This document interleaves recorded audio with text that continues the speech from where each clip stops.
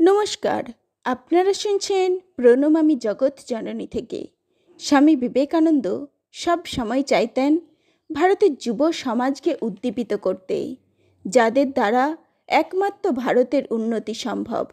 সেই যুব সমাজকে উদ্দীপিত করতে তিনি বলেছেন, প্রথমে নিজের ওপর বিশ্বাস চাই, তবেই সকল কাজে সফলতা করা হয়। এছাড়াও এই নিয়ে তিনি আরও অনেক কিছু বলেছেন। আজ শুনে নেব তার সেই সব অমূল্য কথা। আপনারা শুনছেন প্রণাম আমি জগৎ জননী থেকে।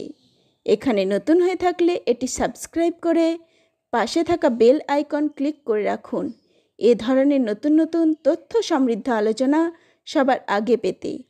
আর অবশ্যই লাইক, কমেন্ট ও শেয়ার করতে ভুলবেন না।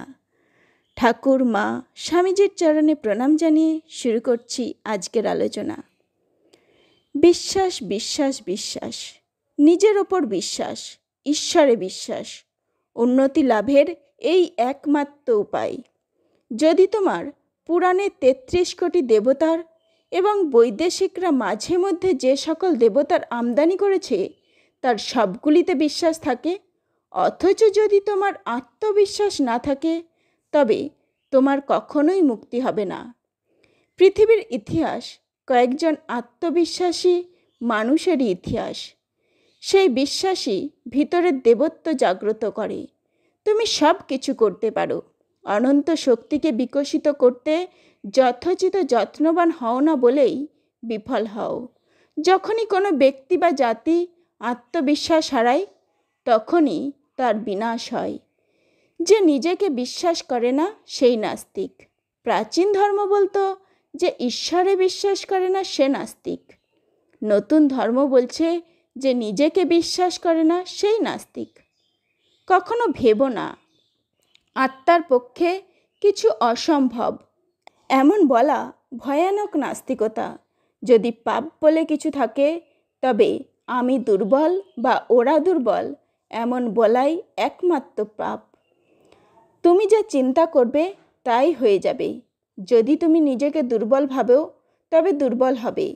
তেজস্বী ভাবলে তেজস্বী হবে। ব্যর্থতা, ভুল থাকলেই বা। গরুকে কখনোই মিথ্যা কথা বলতে শুনিনি, কিন্তু সে চিরকাল গরুই থাকে, কখনো মানুষ হয় না। অতএব বারবার বিফল হও, কিছুমাত্র ক্ষতি নেই।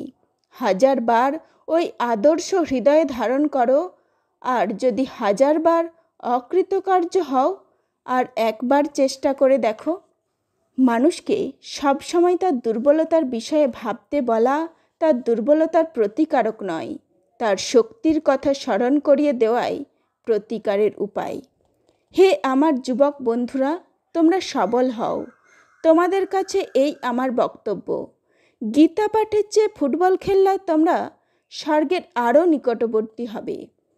আমাকে অতি সাহসের সঙ্গে এ কথাগুলি বলতে হচ্ছে, কিন্তু না বললেই নয়। আমি তোমাদের ভালোবাসি। আমি জানি সমস্যাটা কোথায়। আমার কিছু অভিজ্ঞতা আছে। তোমাদের বলি, তোমাদের শরীর একটু শক্ত হলে তোমরা গীতা আরও ভালো বুঝবে। জীবনের পরম সত্য এই, শক্তিই জীবন, দুর্বলতাই মৃত্যু। শক্তি সুখ ও আনন্দ, শক্তিই অনন্ত ও অবিনশ্বর জীবন।